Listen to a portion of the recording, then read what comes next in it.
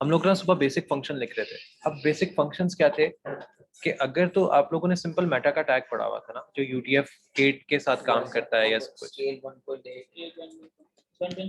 है, वो कितों आया वो UTF, ये मेटा टैग कैरेक्टर सेट में, मिनी स्केल कैरेक्टर सेट में नहीं, कैरेक्टर सेट में नहीं सर, बस इसमें मेटा में एक टैग लगा देते हैं। अच्छा हाँ, वो कर सकते हो। खैर वो आपकी वो एक अलग चीज थी। अगर सपोज करो कि आपको ये नहीं पता कि आपका जो करैक्टर जो आपने उस पर जो एनकोडिंग करनी है उसकी एनकोडिंग टाइप 8 है या 16 है या 64 है, आप अपना उसका रेफरेंस भी सेट कर सकते हो, रेफरेंस पाथ भी इसके साथ सेट कर सकते हो। इसको कहते हैं एक्चुअली रेफरेंस पाथ, ये रेफरेंस पाथ में आता है। So you can easily set any kind of reference path pattern. अब सपोज करो कि आपको नहीं पता कि आपके पास रेफरेंस पाथ कोई है या नहीं है, ठीक है, आप सिंपल इसको फिर डिलीट कर दो। अगर रेफरेंस पाथ आपने सेट करना है तो आप उस रेफरेंस पाथ को यहाँ पे अटैच कर दोगे www.anything that you have anything.com तो जहाँ से डाटा आएगा जहाँ से उसकी इनकोडिंग आएगी, इनकोडिंग टाइप ऑफ इनकोडिंग आएगी, इनकोडिंग आएगी, वो आप यहाँ पे सेट कर दोगे। आप सपोज करो अभी नहीं पता तो हम इसको रिमूव कर देते हैं, हम सिंपल कैरेक्टर सेट ही रखते हैं यहाँ पे, दैट्स इट। अब इसका जो रेफरेंस पाथ है सेट होने के बाद ये डेटा जाएगा कहाँ पे? ये डेटा कहीं नहीं जाएगा, इसको आप सिंपल टाइटल के टैग दे दो और यहाँ पे दे दो this is react, that's it.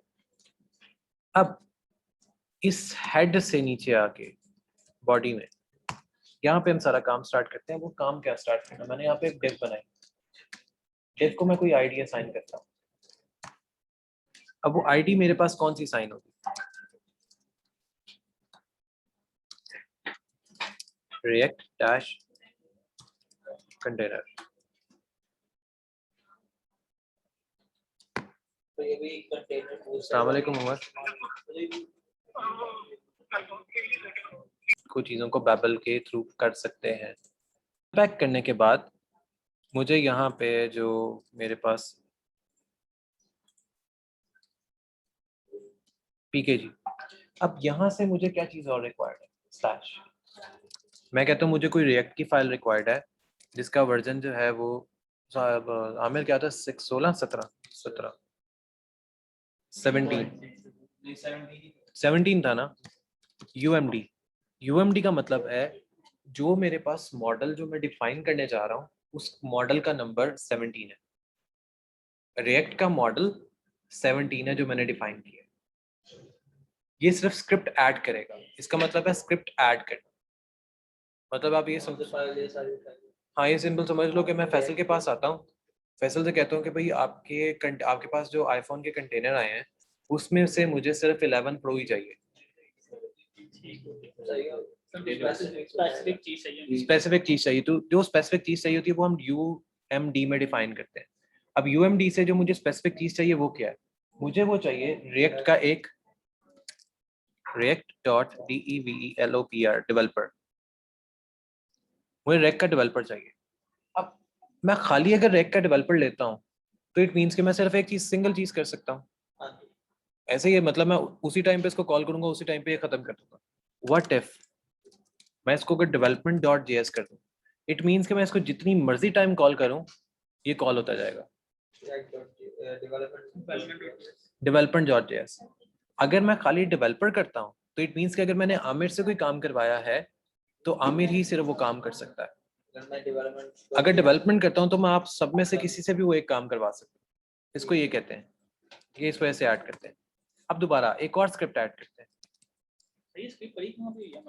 Script खुद तो बना रहे हैं, ये ऑनलाइन पड़ी होती है, ये रिएक्ट की ना, ये लिंक आ रहा है, ये एक्चुअली इंटरनेट पे आपको एज इट इज मिल जाएगा।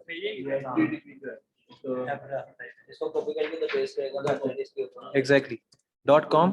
अब रिएक्ट का अब जो चीज चाहिए ना, अब रिएक्ट का मुझे वर्जन नहीं चाहिए, अब मुझे रिएक्ट में चाहिए DOM। ये क्या चीज है? इसको आप कह सकते हो कि डेवलपमेंट ऑफ मैनेजमेंट। जो ऊपर वाली फाइल है वो डेवलपमेंट से मैनेज होके अब नीचे आ रही है। टेक्निकली जो रिएक्ट का DOM होता है उसको डिस्क ऑपरेटिंग कहते हैं। डिस्क ऑपरेटिंग मैनेजमेंट, जो एक्चुअली इस पूरी की पूरी उसको डेवलपमेंट को ऑपरेट कर रहा होता है।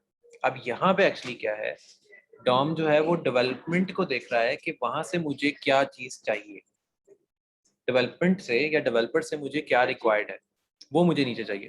अब इसका अगर हम वर्जन अटैच कर देते हैं इसके साथ, तो वो भी हमें कौन सा करना पड़ेगा, रिएक्ट का, दैट इज 17 UMD यानी कि स्लैश रिएक्ट नहीं डैश डॉम कर दो यार, और डैश डॉम में और उसमें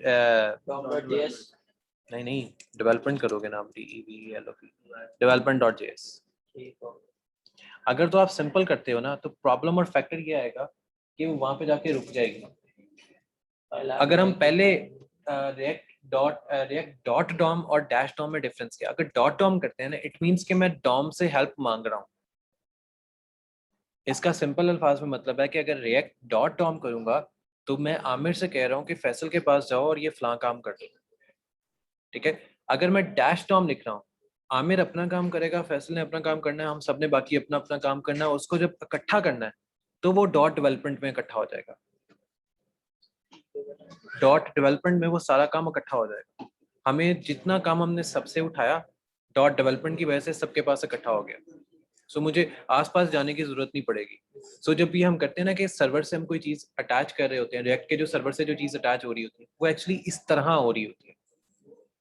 सो हम एक्चुअली दूसरे सर्वर्स को ये कह रहे होते हैं कि भाई ये चीज मेरे पास पड़ी है, ये चीज फैसल के पास है, ये चीज आमिर के पास है, ये चीज साद के पास है, ये चीज फलां के पास है, ये सारी चीजें इकट्ठी होकर डेवलपमेंट के बॉक्स में आ जाए तो वो डैश डॉम डॉट डेवलपमेंट होता है। ये सारी चीजें इकट्ठी होकर एक डेवलपमेंट बॉक्स में घुस जाएंगी। सो हमें एक्चुअली कुछ खुद से नहीं करना पड़ेगा इतना, और हमें फ्रंट एंड को भी इतना नहीं समझाना पड़ेगा। हाँ यू कैन से कि उसका सिक्योर हो गया। अब मैं यहाँ पे क्लास बनाता हूँ एक। अब वो क्लास मेरा क्या काम करेगी, क्लास दो तरह काम कर सकती है, या डिफ की नहीं, मैं क्लास को कुछ इस तरह लिखता हूँ, क्लास इंग्रेंट यानी कि इंडेंट, इंडेंट, इंडेंट करो किस चीज को, लिस्ट को। एक्सटेंड्स हो रही है जो react dot component, react dot component में वो चीज पड़ी है। पहले हमने क्लास बनाई, आगे उसका नेम दिया, फिर आगे उसकी फाइल बताई है। एग्जैक्टली या वो डेटा कह सकते हो जो आपने वेबसाइट पे अटैच किया हुआ है। सर रेंडर कहते हैं इनको। रेंडर का मतलब होता है कि जो डेटा आया था उसको रिटर्न करना है। रिटर्न का मतलब है जो डेटा अंदर है उसको रिटर्न करना है। जैसे मैं इधर करता हूँ ना क्रिएट एलिमेंट, तो क्रिएट एलिमेंट से मेरे पास वो सिर्फ आएगा जो मैंने इसके अंदर ऑलरेडी स्टोर किया हुआ। तो मैंने स्टोर क्या किया, मैं कहता हूँ मेरे पास जो डेटा स्टोर है उसमें जो पहला जो पॉइंट है वो है लिस्ट, LI लिस्ट है। अब लिस्ट मेरे पास कोई की के साथ आ रही है, तो वो की क्या है, सपोज करो आपको की नहीं पता, लूप चला दो, आई का मतलब लूप है। हाँ लूप, आपने लूप चला दिया। अब इसको लूप चलाने से हमें क्या होगा, हम इसको इंग्रेडिएंट दे देते हैं, इंग्रेडिएंट जिसको हम कहते हैं, GREDENT, इंग्रेडिएंट,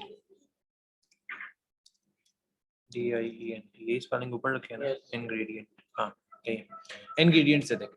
अब वो क्या करेगा, वो रिटर्न करवाने के लिए कुछ ना कुछ तो सोचेगा कि मेरे पास क्या आया है क्या नहीं आया। तो इंग्रेडिएंट के पास क्या चीज है, मतलब what they have this dot props, कि उसने क्या चीज रिटर्न करवानी, आइटम्स, मैप करो कौन सा आइटम किसके साथ इंडेंट हो रहा है इंग्रेडिएंट में, GREDENT, इंग्रेडिएंट में क्या चीज उसके साथ मैप हो रही है। सिंपल। अब जो चीज उसके साथ मैप हो रही है वो तलाश करेगा आई के थ्रू और मैप कर दो उस इंग्रेडिएंट के साथ।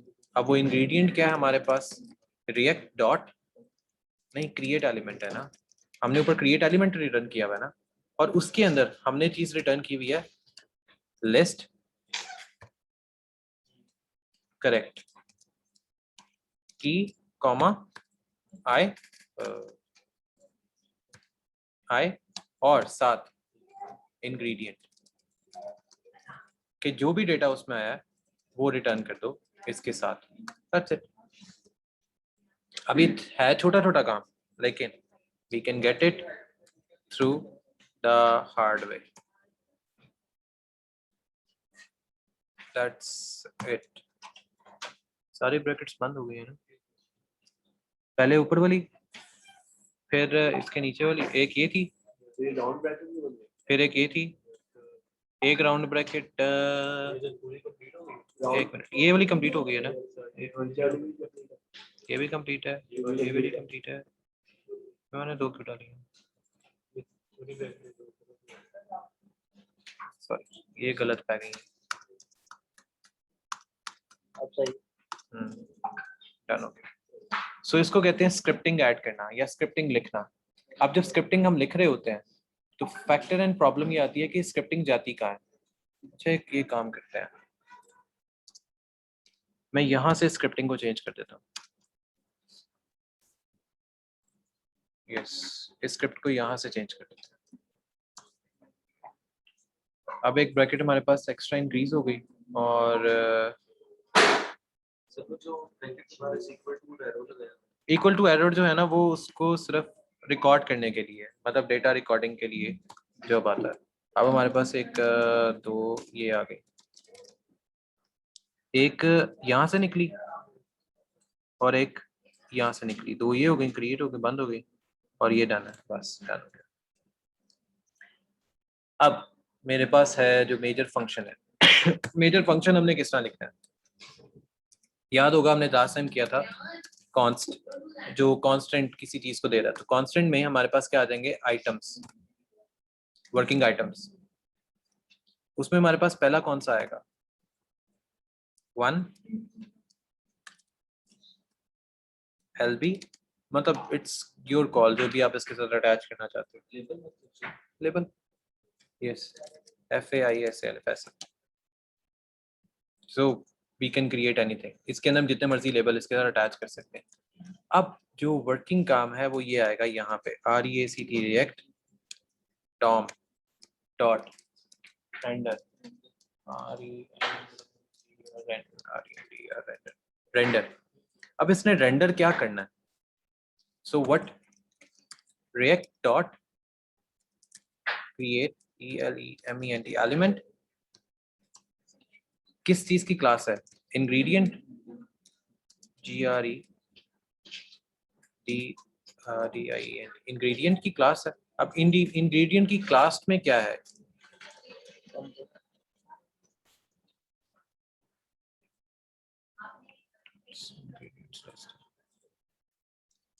लिस्ट है हमारे पास,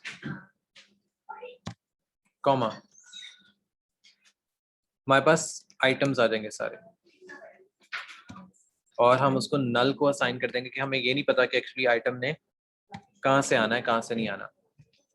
सो डिपेंड ये करता है कि इन आइटम्स ने कहाँ से आना है। तो मैं इसको ये बता देता हूँ, डॉक्यूमेंट्स हैं कोई मेरे पास, डॉट गेट ELEMENT एलिमेंट करो बाय ID, एंड उसको असाइन किसको करना है हमने, रिएक्ट कंटेनर। सिंपल अल्फाज में हम लोग कर क्या रहे हैं, हम लोग एक पूरी कंप्लीट स्क्रिप्टिंग बना रहे हैं। So this is actually the complete scripting data type, इसको कहते हैं स्क्रिप्ट्स लिखना या स्क्रिप्ट्स अटैच करना। सो दिस इज रिएक्ट, और हम इसके बैक पे चलते हैं। मैं तो इसको एक रिप्लाई कर दूँ, अनकॉट किस में आ रहा है, मिसिंग नहीं, वो टेंशन, हाँ नहीं वो टेंशन नहीं है, एक minute. Yes, I'm going to send you the link of the Zoom in just a minute, so we can make it continue. Functional programming. This is called the functional